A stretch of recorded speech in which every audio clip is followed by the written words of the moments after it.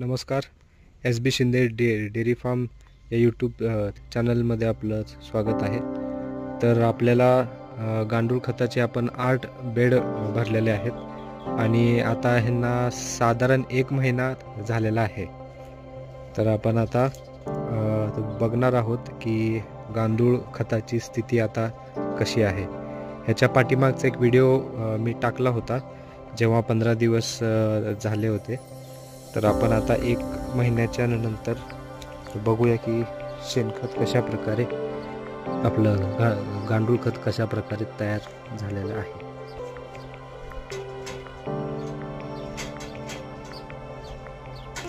त्याला आम्ही आता 2-3 दिवसाला एकदा पाणी मारतोय.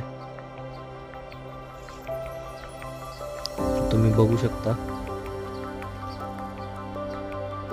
गांडुळांची अंडी आहेत बरीच सारी लहान लहान, आणि शेणखत सुद्धा आपलं गांडूळ खत सुद्धा तयार झालेला आहे. असा दाणेदार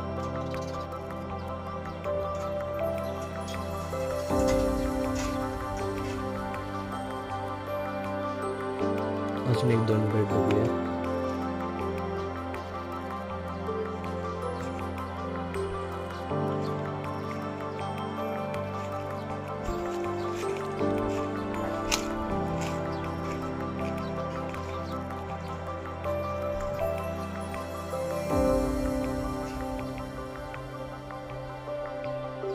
हे बघा अगदी मऊ असा एकदम असा स्मूथ खत तयार झालेला आहे.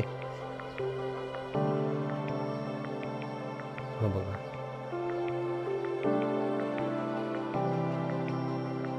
एकदम असा सॉफ्ट आणि हलका असा हा खत तयार झालेला आहे.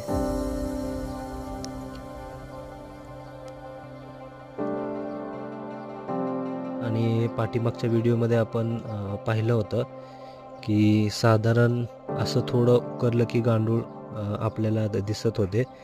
तर आता गांडूळ बरेच सारे खाली गेलेले आहेत. म्हणजे जसा जसा वर खत तयार होतो तसं गांडूळ खाली खाली खाली जातात.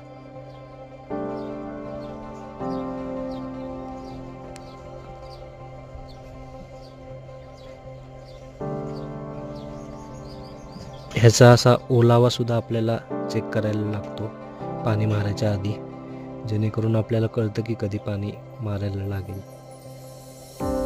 तर तुम्ही बघू शकता आता आपल्याला एवढं आपण खत बाजूला केल्याच्या नंतर सुद्धा गांडूळ दिसत नाहीत. याचा अर्थ हा सगळा खत तयार झालेला आहे. हे बघा अगदी मऊ आणि दाणेदार खत असा तयार झालेला आहे. आणि गांडूळ ह्या लेवलपर्यंत तरी नाही आहेत, म्हणजे ह्याच्या खाली आहेत. म्हणजे साधारण हा एवढ्या लेवलपर्यंतचा खत तयार झालेला आहे. भरपूर खालीपर्यंत गांडूळ दिसत नाहीत. याचा अर्थ खाली गेलेले आहेत गांडूळ. हा सगळा खत जो आहे हा सगळा खत तयार झालेला आहे. आता ह्याच्यामधले जे काही दगड असतील किंवा इतर अन्य जे काही इम्प्युरिटीज असतील त्या आपण चाळताना काढणार आहोत. तर साधारण अजून आठवड्याभरात मला वाटतं पहिला लेअर आपल्याला बाजूला काढावं लागेल आणि चाळावं लागेल. त्याच्यामध्ये हे जे काही असे लहान लहानसे दगड असतील किंवा काड्या वगैरे असतील त्या सगळ्या काढाव्या लागणार आहेत. ह्याला कायमचं असं बारदाण्याने झाकून ठेवायला लागतं, नाहीतर तो कोंबड्या येऊन गांडूळ खातात. Sir okay.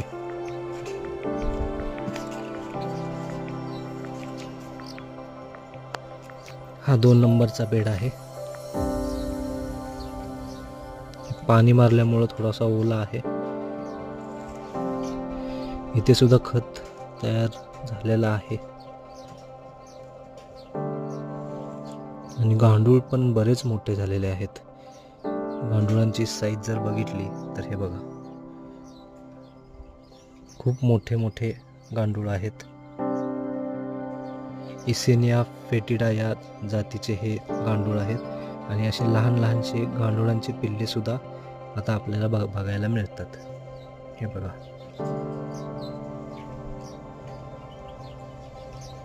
हे असे लहान लहान गांडुळांचे पिल्ले दिसत आहेत. आणि अंडी सुद्धा बरीच सारी अंडी आहेत त्याच्यामध्ये. आता काही बेडमध्ये आपल्याला वर गांडूळ दिसत आहेत, काहींमध्ये दिसत नाहीत.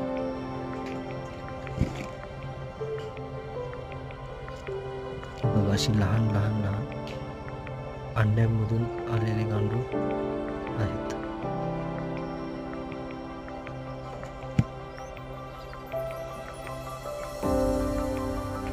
हे बघा, इथं अंडी आहेत आणि हे असे लहान गांडूळ पण आहेत.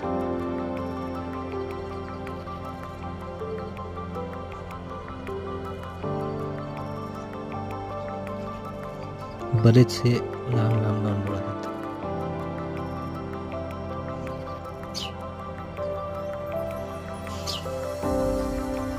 तर खत तर छान असा तयार झालेला आहे.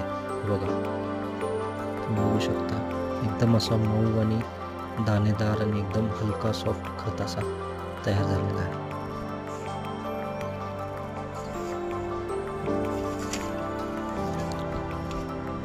आणि वर्मी वॉश जे आहे, जे आपण एका साईडला आउटलेट काढलेलं आहे, ते पण बघूया.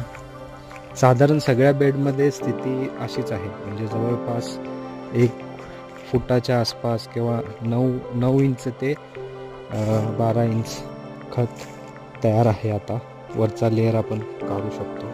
ही पाईपलाईन आहे आपली, जी इथून आलेली आहे. तर ह्याच्यावरती कचरा पडू नये म्हणून आम्ही असा हा बारदानच टाकलाय. तर आपण एकदा वर्मी वॉश पण बघूया.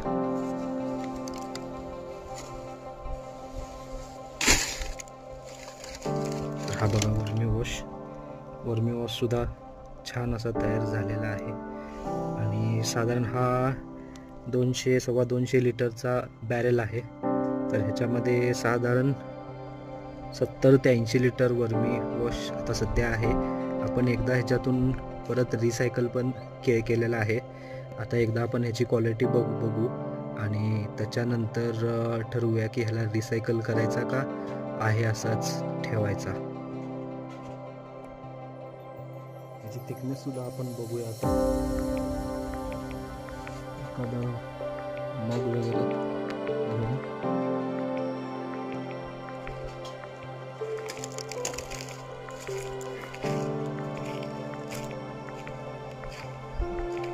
तर असा आपला हा सेटअप आहे.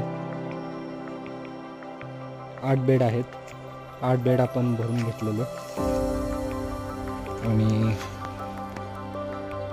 वर्मी वॉशसाठी आपण एक 200 लिटरचा बॅरल आहे तो ठेवलेला आहे. तर आपण आता एका आठवड्याच्या नंतर परत एक व्हिडिओ करू, जेव्हा आपण ह्याचा वरचा जो एक फुटाभराचा लेअर आहे तो जेव्हा आपण काढू आणि त्यातून मग गांडूळ कसे सेपरेट करायचे आणि खत कसा सेपरेट करायचा आणि तो मग कसा चाळायचा आणि मग आपल्याला फायनल जे आपलं गांडूळ खत असणार आहे ते कशा पद्धतीचं असणार आहे ते आपण नेक्स्ट व्हिडिओमध्ये बघूया. आणि वर्मी वॉशची पण क्वालिटी आपण त्याच वेळी बघूया. Okay, thank you.